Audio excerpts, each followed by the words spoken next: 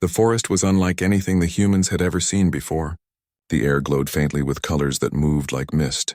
Each step taken on the soft ground released a faint shine from plants that seemed alive in more ways than one. The explorers had landed on this strange planet only 3 days earlier, and already they understood that it was a place of both beauty and danger. Aaron walked ahead of the others. He was not the leader of the group, but he had always been the most curious one. The others warned him to be careful. They stayed closer to the camp, studying samples in controlled ways. Aaron, however, believed that true knowledge came from bold steps. He wanted to see the world not from a distance, but from within. His boots pressed into the soft soil as he moved through the thick trees. The trees were tall, their bark shimmering like metal, and their leaves stretched wide like glowing fans. Strange creatures leapt among the branches, watching with sharp eyes. Some had wings made of light, while others moved on 4 limbs but disappeared into the shadows as soon as Aaron's eyes caught them. He pushed forward, holding a small scanner in his hand. The device made small sounds each time it detected something new. He looked at the readings and smiled. Every signal was different, meaning new life, new discoveries. His heart raced with excitement. Then he found them. At the base of a fallen tree, hidden under its roots, a cluster of mushrooms grew. They were unlike any mushroom he had seen before. Their surface was black, yet their edges shined with a deep red light that pulsed slowly, as if alive. The scanner reacted strongly, warning that the chemical balance was unknown and dangerous. Aaron looked at them closely. He remembered the warnings given before the mission began. The scientists on the ship had told everyone never to eat unknown food, never to touch glowing plants without protection. He knew the rules well, but he also knew that rules often slowed progress. His mind told him it was dangerous, but his spirit told him it was a chance. He plucked one mushroom from the cluster. Its surface felt strangely warm, almost like skin. He raised it to his nose. The smell was sharp and bitter, making his head feel light. For a moment he hesitated. Then he thought of the explorers in history, those who tasted strange fruits, those who risked illness to learn what was safe. He wanted to be remembered as one of them. Without more thought, Aaron placed the mushroom in his mouth and swallowed. At first, nothing happened. He laughed softly, thinking that perhaps the warnings were too cautious. He felt a thrill of pride at his bravery, but within moments his body began to change. His chest tightened. His breath grew heavy. His vision blurred as if the forest was melting before his eyes. A burning pain spread through his stomach and chest, rising into his throat. Aaron dropped the scanner and fell to his knees. His hands clawed at the ground as he tried to breathe. The world spun, and his body felt as if fire and ice were fighting inside him. He realized too late that the mushroom was not food. It was poison of the worst kind. He tried to call for help, but no sound came. His throat locked and his voice failed.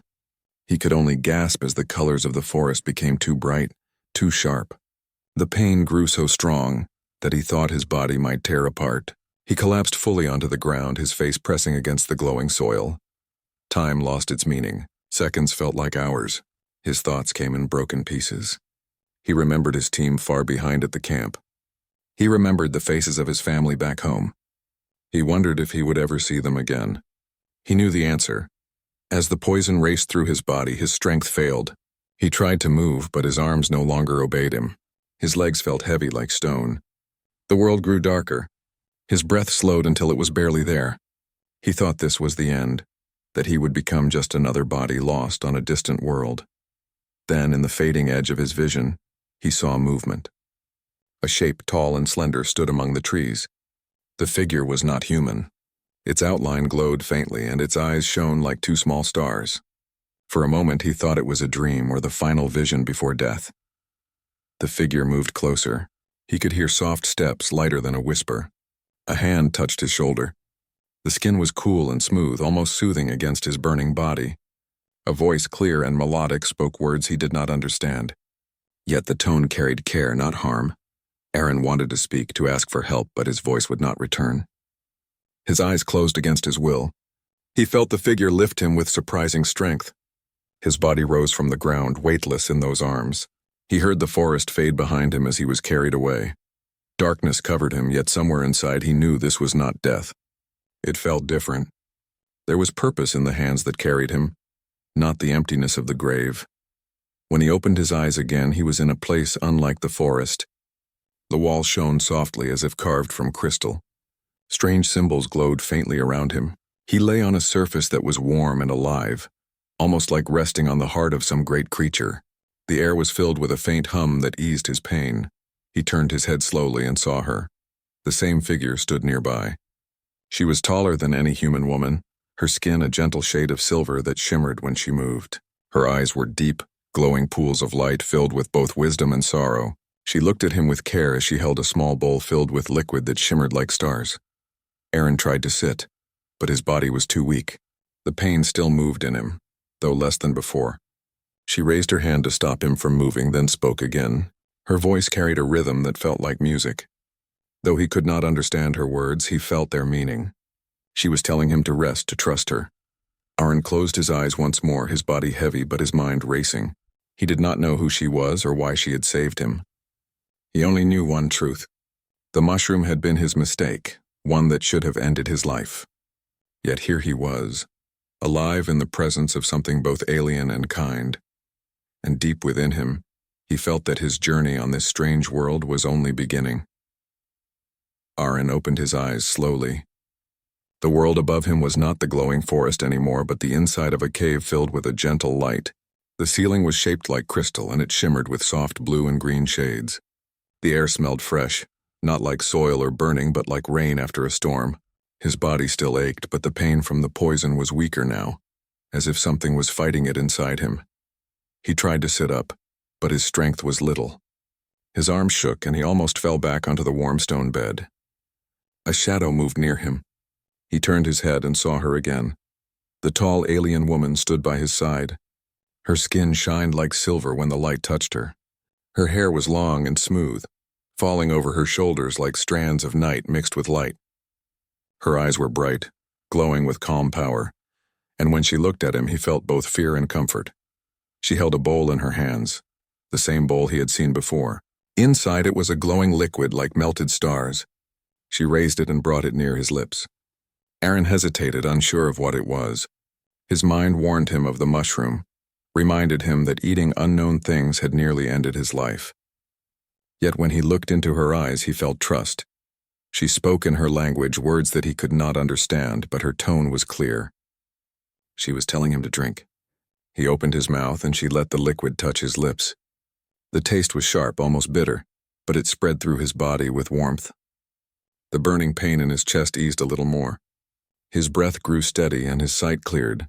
When the bowl was empty, she stepped back and studied him. Her gaze was strong, but not cold. Aaron whispered, his voice rough and broken. "Who are you?" The woman tilted her head as if listening carefully. She spoke again, this time slower. Still, he did not understand the words, but he caught a sound repeated often. It seemed like a name.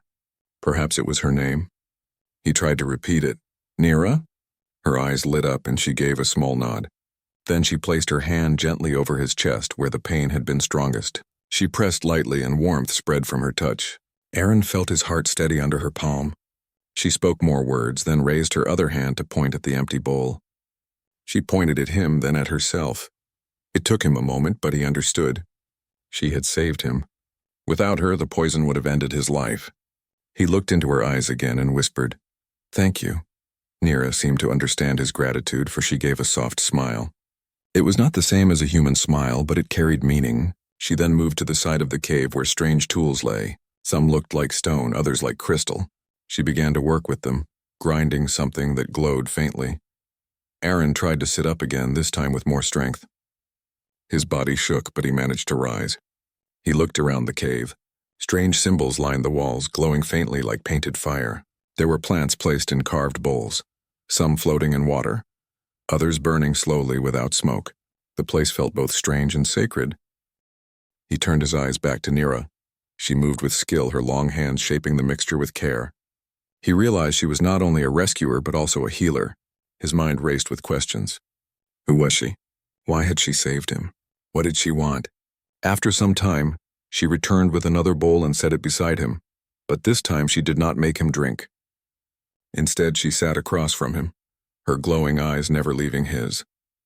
She touched her chest lightly and said, "Nira." Aaron nodded. He pointed to himself. Aaron. She repeated his name slowly, her voice smooth. Aaron, he smiled weakly. For the first time since he had swallowed the mushroom, he felt safe. The poison still lingered, but it no longer controlled him. The bond of names had begun. Silence filled the cave for a while, broken only by the hum of the walls. Aaron rested, but his mind did not. He thought of his team back at the camp. Did they know he was gone? Did they think he was lost forever? He wondered if he would ever return to them. Nira rose again and walked toward a narrow path that led deeper into the cave. She motioned with her hand for him to follow. Aaron tried to stand, his legs weak but steady enough. He followed slowly, using the wall for balance. The passage opened into a larger chamber. The ceiling was high and glowing crystals filled the walls. In the center stood a pool of clear water. Fish with shining scales swam in it, leaving trails of light. Nira knelt by the pool and touched the surface. The water rippled and glowed brighter. She looked back at Aaron, her eyes questioning. Aaron knelt beside her. The water looked pure and alive. She dipped her hand into it and placed her wet fingers on his forehead. He felt a rush of energy flow through him. The weakness in his limbs eased and his breath grew lighter. He looked at her in wonder. You are saving me. Nira's gaze was steady. She placed her hand on his shoulder and then, in clear words though broken by accent, she spoke. Mate, Aaron froze. He looked at her, uncertain if he had heard right. She repeated the word, this time pointing at him, then at herself. Her eyes held no cruelty, only certainty. He shook his head, confused. Mate, you mean, you want me as your mate? Her silence was the answer. Aaron's mind raced. She had saved his life, yes, but now she asked for something he did not expect. To bind with her, to be her partner. His heart pounded. She was not human, and he knew nothing of her people or their ways. Yet he also knew he owed her everything. Without her, he would have been a body in the forest, forgotten by time. Nira moved closer, her eyes locked on his. She spoke again, her voice calm but firm. Poison kill, I save. Humate, life. Her words were clear enough now. If he wanted to live fully, if he wanted her cure to work, he had to accept. It was not just medicine she offered, but a bond. Aaron sat in silence. His thoughts twisted between fear and wonder. He looked into her glowing eyes and saw not only power, but also loneliness, a deep longing for connection. He realized this choice would decide more than his survival. It would decide his place on this world. As the water glowed between them and the cave hummed softly, Aaron understood that the encounter was not chance. It was a turning point, and whatever path he chose, his life would never be the same. Aaron sat by the glowing pool, his heart heavy with thoughts he could not control. The strange liquid had healed him, and the burning pain of the mushroom poison was almost gone. Yet the words of Nira remained in his mind. She had spoken them so clearly, even in her broken human tongue. You made life, he looked at her now. She knelt across the pool, her silver skin shining softly, her eyes deep like fire hidden in water. She was not like any being he had known. She was powerful, graceful, and filled with mysteries. Yet she was also the only reason he was alive. Aaron remembered the moment he had swallowed the mushroom. He had thought it was bravery, but in truth it had been foolishness. His choice had nearly ended his life. Now another choice stood before him, one that felt even heavier. Nira placed her hand over her chest and then pointed at him. Mate, she said again. Her voice was calm, but there was strength in it. She was not begging. She was offering something, and she was certain of its value. Aaron touched his chest, feeling the steady beat of his heart. It beat because of her cure. Yet he hesitated. Why me? He whispered. Though she did not know all his words, she seemed to understand the question. She tilted her head, then touched the water again. The pool glowed brighter. She spoke in her own language, a flowing sound like music, then added in broken words, strong, brave, survive. Aaron frowned. Strong? I was foolish. I nearly died, but she shook her head. She moved closer to him, her hand reaching out and touching his arm gently. Others no, you yes. You live. Her words carried meaning beyond language. To her, his survival meant something more than luck. It meant he had shown spirit, something her people valued. Aaron looked away, staring into the glowing pool. His mind drifted to his team back at the human camp. They would be worried about him, maybe searching for him. He wondered if they would ever find this cave or if he would ever return. He thought of the mission, of the rules that guided them. No bonds, no promises, no mixing with alien life. And yet here he was, alive only because of one alien's choice. He closed his eyes and thought of Earth, of home, his parents, his friends, the stories of explorers who left safety to build something new. They had all spoken of courage, of stepping forward even when fear tried to hold them back. Perhaps this was what courage meant now. Not just tasting a strange mushroom, but accepting a bond that could change his entire life. Nira's voice pulled him back. "Choice," she said slowly. She pointed at the pool, then at him, then at herself. No forced choice. Her words struck him deeply. She was not trying to trap him. She was giving him the power to decide. He could walk away if he wished. But if he did, he knew the poison might return, or he might be too weak to face the world outside alone. Arin's hand trembled as he reached into the glowing water. The liquid felt warm, alive, and it pulsed gently around his fingers. He looked at Nira across the pool. She watched him silently, her eyes glowing with patience. Finally he spoke. "If I say yes, what happens?" Nira leaned forward. She touched the water with both hands, her long fingers stirring the glow. "Bond," she said. Then she touched her temple and then his forehead. "Share, strong." Arin's breath caught. Did she mean their minds would connect? That they would share thoughts and feelings? The idea frightened him, yet it also pulled him closer. To be so linked with another being was beyond anything humanity had ever known. His chest rose and fell as he took a deep breath. He was afraid, yes, but he was also curious. He had come to this planet to explore, to discover. Perhaps this was the greatest discovery of all. He looked at Nira one last time. Her eyes held no cruelty, no trap, only truth. She was alone, and she wanted him not as a prisoner but as a partner. Slowly, Arin nodded. Yes. Nira's eyes shone brighter, and for the first time he saw her smile fully. It was warm and filled with relief. She placed both her hands into the pool, then reached for his. Arin placed his trembling hand in hers. The water glowed so bright that it filled the chamber.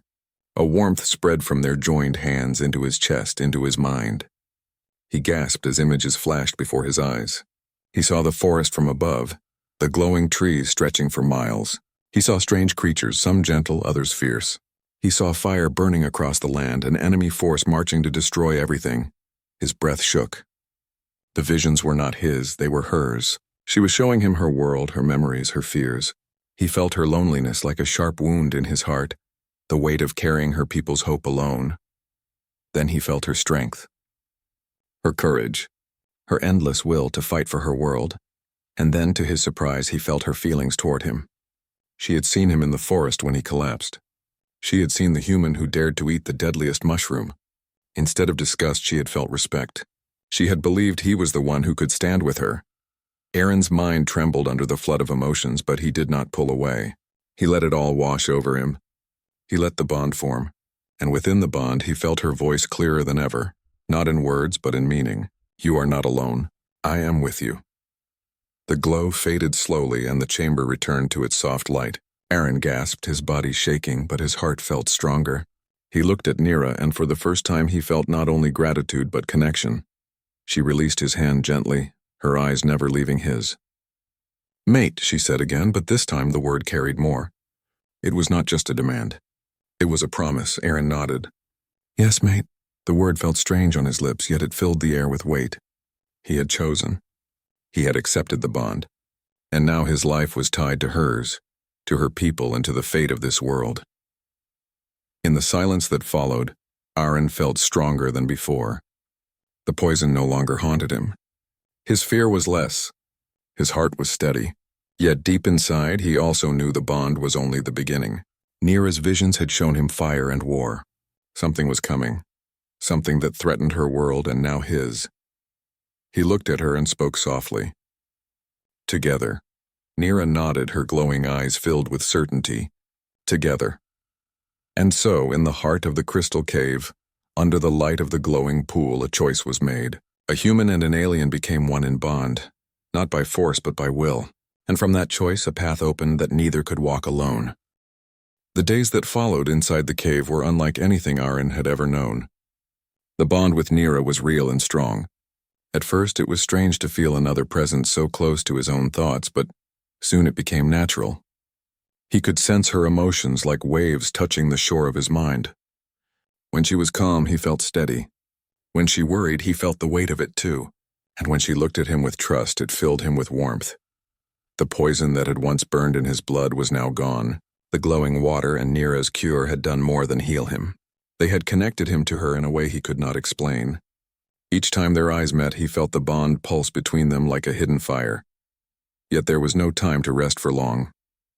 Nira showed him more visions through the bond. He saw the forest in danger. Great machines of fire were moving across the land. They tore down glowing trees and burned the soil until nothing lived. At the front of those machines were tall creatures with dark armor, carrying weapons that shot burning light. Aaron had never seen these beings before, but Nira's memories told him who they were. They were called the Kale, an enemy tribe from another world. They had come to take this land, to enslave Nira's people and destroy the forests. The vision ended and Aaron's chest was heavy. He looked at Nira and he spoke softly. "They are coming here." Nira nodded. Her eyes were calm, but he could feel her fear through the bond. Her people had fought the Kale before and had lost many. She was one of the few left with the knowledge to resist. That was why she needed him. Aaron clenched his fists. "Then we fight." Nira tilted her head, studying him. "Fight?" she repeated, her voice slow. "Yes," he said firmly. "Fight! Together." A light flickered in her eyes. She placed her hand on his chest again, feeling his steady heartbeat, and nodded. Together. The next morning, Nira led Aaron out of the cave. The forest greeted them with glowing leaves and strange sounds, but Aaron no longer looked at it as just a place of beauty. He now saw it as a battlefield. They moved through the trees until they reached a hidden village. It was built among high roots and crystal caves blending with the forest itself. Nira's people, tall and silver-skinned like her, came forward in silence. Their glowing eyes studied Aaron with suspicion. Some whispered in their language, pointing at him. Aaron felt the weight of their stares, but Nira stepped forward and raised her hand. She spoke to them in her flowing tongue, her voice strong and commanding. Though Aaron did not know the words, he understood the meaning through the bond. She was telling them he was her mate, that he had chosen the bond, and that he was not their enemy but their ally. The whispers turned to silence. The villagers bowed their heads slightly, a gesture of respect. Yet Aaron could feel their doubt. To them, he was still an outsider, a human from the sky who did not belong. That night, the village gathered around a glowing fire.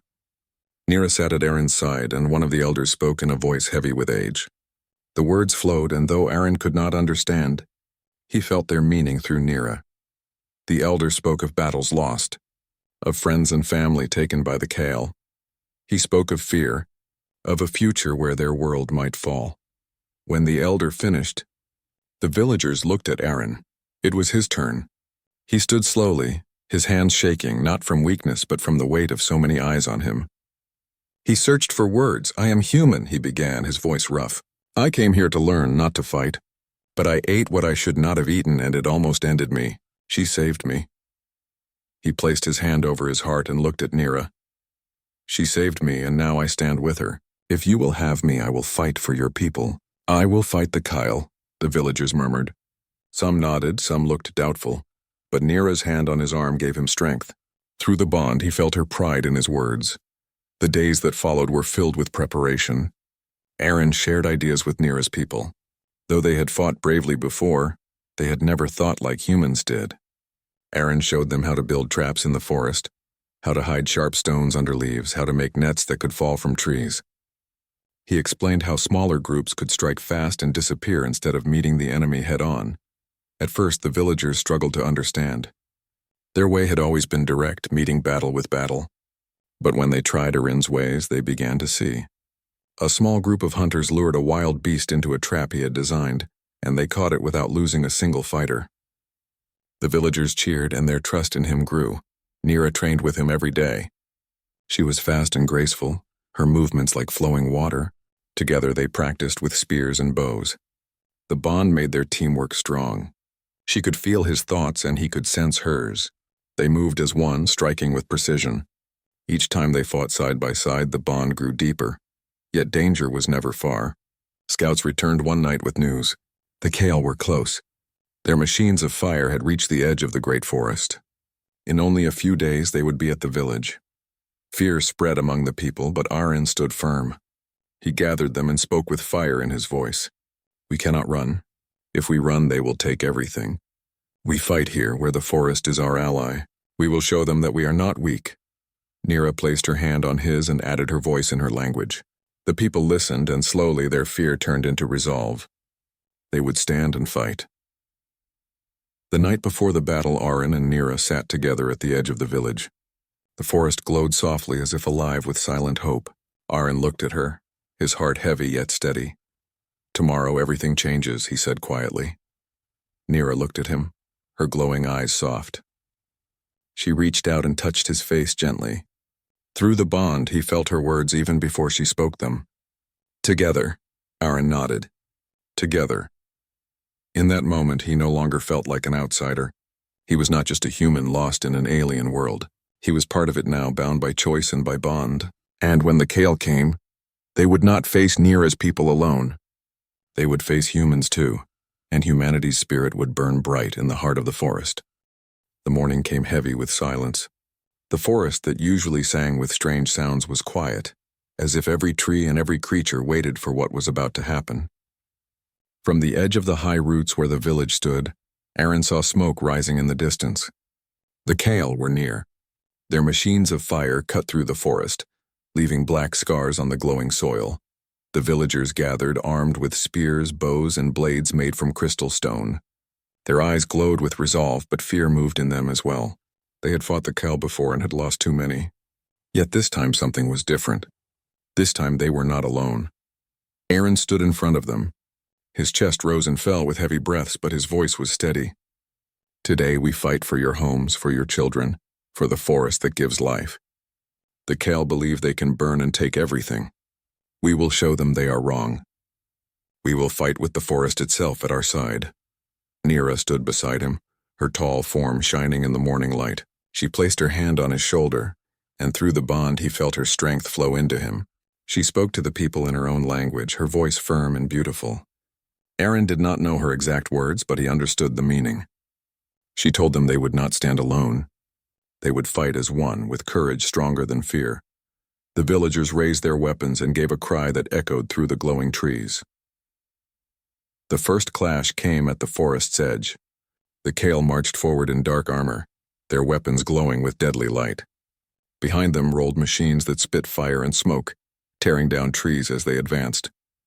The air trembled with the sound of their steps and the growl of their machines, but the villagers were ready. Following Aaron's plans, they had laid traps across the forest. As the Kale entered, sharp nets dropped from the trees, catching soldiers and pulling them high into the branches. Pits opened under their feet, swallowing lines of armored warriors. Hidden fighters struck from above, loosing arrows that pierced weak points in the dark armor. Aaron moved among them, guiding, shouting, striking where needed. His human mind, trained by years of problem-solving and survival, turned the forest into a weapon. Where the Kale were strong in numbers, he used tricks and speed. Where they relied on fire, he led the villagers to attack with water from hidden streams. Every trap, every strike was sharp and clever. Nira fought at his side. She moved like flowing light, her spear flashing in her hands. Each strike was precise, her tall figure moving with power and grace. The bond between her and Aaron made them move as one. When he saw danger, she already turned to meet it. When she attacked, he covered her back. The Kale were fierce, but they were not prepared for this kind of fight. They were used to crushing enemies head-on, not being outsmarted in their advance. Frustration grew among them as the forest turned against them, but the Kale were not so easily broken. From the center of their ranks came their leader, a towering figure in black armor. He carried a weapon that shone with red light, able to cut through trees and stone alike. His voice was deep and filled with command as he ordered his warriors forward. The machines roared louder, spewing fire that burned the traps and turned sections of the forest into ash. The villagers fell back, fear rising again. Aaron saw the fire spread, and for a moment his heart sank. But Nira's hand touched his, and through the bond he felt her steady strength. She looked at him with glowing eyes that burned with determination. "We fight," she said simply. "Yes," Aaron answered. "We fight!" They called the villagers together. Aaron shouted, "Do not meet them with fear. Meet them with spirit. The Kale cannot take what we will not give. The forest is alive, and with us it will strike." The people rallied once more. They used the trees, the roots, and the rivers. They set fire against fire, turning fallen trees into walls of smoke that blinded the machines. They struck from hidden places, moving swift and vanishing before the Kale could respond. Aaron led one group deep behind the enemy lines. Using knowledge from his human world, he found weak points in the machines. With sharp stones and burning resin, they attacked the machines from below, making them collapse in flames. The ground shook as one machine after another fell, their fire ending in smoke. Nira led the strongest fighters to the front, facing the Kyle leader himself. The battle was fierce. His weapon cut through the air with deadly power, striking down roots and spears alike. But Nira was fast, her movements sharper than the flames. She fought with the grace of the forest, holding him back while Aaron and others broke the machines. Finally, Aaron ran forward to join her. The Kale leader raised his weapon to strike, but Aaron moved low, using his human speed and daring. He struck at the leader's leg with a heavy stone blade, making him stumble. Nira seized the moment, driving her spear into the gap of his armor. The red glow of his weapon faded as he fell with a heavy crash. The Kale soldiers saw their leader fall. Fear spread through them. The villagers raised a cry, their voices strong and filled with victory. The Kale began to retreat, their machines broken, their fire dying. When silence finally returned, the forest was scarred but still alive. Smoke rose in the distance, but the glowing leaves shone bright once more. The villagers gathered, tired but standing proud. They looked at Aaron and Nira, and their eyes no longer held doubt. They bowed in respect, not only to Nira, their chosen leader, but also to the human who had brought them new strength. Aaron stood with Nira at the center of the village. The bond between them pulsed like a steady flame.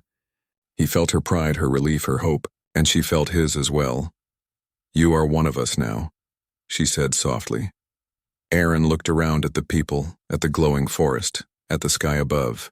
He thought of Earth, of his team somewhere far away, but he knew in his heart that his place was here now, not only because he owed Nira his life, but because he had chosen her and she had chosen him.